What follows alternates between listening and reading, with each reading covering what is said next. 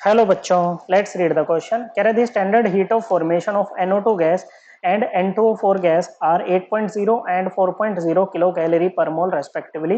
The heat of dimerisation of NO2 in kilo calorie is. देखो, हमें ना standard heat of formation दे रखा है NO2 गैस का और N2O4 गैस का, और हमसे हीट ऑफ डाइमराइजेशन पूछ रहा है NO2 के लिए।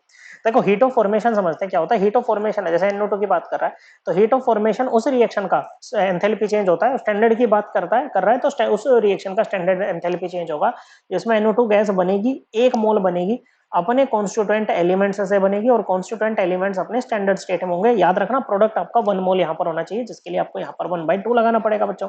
ओके, तो standard heat of formation of NO2 आपको क्या दे रखा है बच्चों? ये आपको दे रखा है 8.0 किलो कैलोरी पर मोल।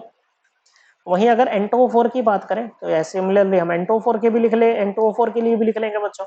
ओके, ये हो जाएगा आपका N2 + 2O2। ओके, और standard enthalpy of formation of N2O4 आपको क्या दे रखा है बच्चों? ये आपको दे रखा है 4.0 किलो कैलोरी पर मोल। ये आपको दे रखा है बच्चों। ओके, अब देखिएगा बच्चों, ये आपको दे रखा है। आपको निकालना क्या है बच्चों? आपको हीट ऑफ डाइमराइजेशन, मतलब उस रिएक्शन का एंथैल्पी चेंज निकालना है जिसमें NO2 का डाइमराइजेशन हो, इस तरह से। ओके, NO2 से क्या बने? N2O4 बने। इसी रिएक्शन का आपको स्टैंडर्ड एंथैल्पी चेंज बताना है। क्या होगा बच्चों? इसको मान लीजिए ये आपकी इक्वेशन नंबर ए है, ये आपकी इक्वेशन नंबर बी है, या आपकी इक्वेशन नंबर सी है। हम यहाँ पर यूज करेंगे अपना हेस्लो। हेस्लो क्या कहता है कि if a reaction takes place in several steps then its standard reaction enthalpy is the sum of the standard enthalpies of the intermediate reactions into which the overall reaction may be divided at the same temperature। Okay, हेस्लो हम यहाँ पर use करेंगे। हम क्या करेंगे, इन दो ए और बी रिएक्शन को इस तरह से एडजस्ट करेंगे कि ये हमारी ये वाली इक्वेशन बन जाए बच्चों। ओके, और जो ऑपरेशन हम इक्वेशन पे लगाएंगे वही इनके एंथैल्पी चेंज के, स्टैंडर्ड एंथैल्पी चेंज के डेटा पर भी लगाएंगे। तो आपको NO2 लेफ्ट में चाहिए बच्चों, तो आप इसको रिवर्स करके लिख दो। क्या कर दो बच्चों? इसको आप रिवर्स करके लिख दो, तो ये क्या हो जाएगी बच्चों? ये हो जाएगी NO2 gas gives half N2 gas plus O2 gas. और इस रिएक्शन के लिए जो एंथैल्पी चेंज होगा बच्चों, वो इसका इनवर्स हो जाएगा बच्चों, मतलब इनवर्स नहीं, सॉरी, माइनस लगा के कर देंगे बच्चों। -8.0 किलो कैलोरी पर मोल ये आ जाएगा बच्चों। इसको मान लो इक्वेशन नंबर सी ए बन गई बच्चों। अब अगर आप क्या करो बच्चों, इसको equation number C multiply equation C by 2। Okay बच्चों, 2 से मल्टीप्लाई करो तो क्या बना बच्चों? ये बन जाएगा 2NO2 गैस, जो कि आपको लेफ्ट में चाहिए बच्चों, gives N2 gas plus 2O2 gas.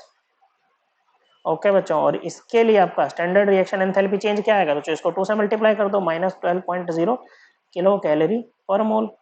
ये मान लो इक्वेशन नंबर डी। अब ये बनाने के लिए ओके, ऐड कर दो बच्चों, बी प्लस डी कर दो। तो जैसे ही आप बी प्लस डी करोगे तो देखो क्या होगा, इधर आ जाएगा आपका 2NO2 गैस। अब देखो, ये वाला N2 इस N2 को कैंसिल करेगा, ये 2O2 इस 2O2 को कैंसिल करेगा, और बचेगा क्या बच्चों? इधर N2O4 गैस। बन गई बच्चों आपकी इक्वेशन नंबर सी।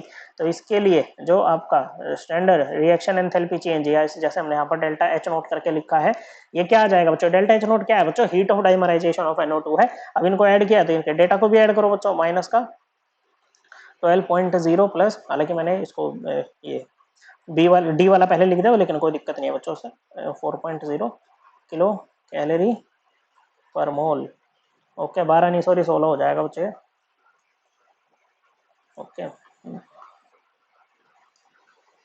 तो कितना आ गया बच्चों? ये आ जाएगा आपका -12 किलो कैलोरी पर मोल। ओके, तो हीट ऑफ डाइमराइजेशन कितनी आई है बच्चों आपकी?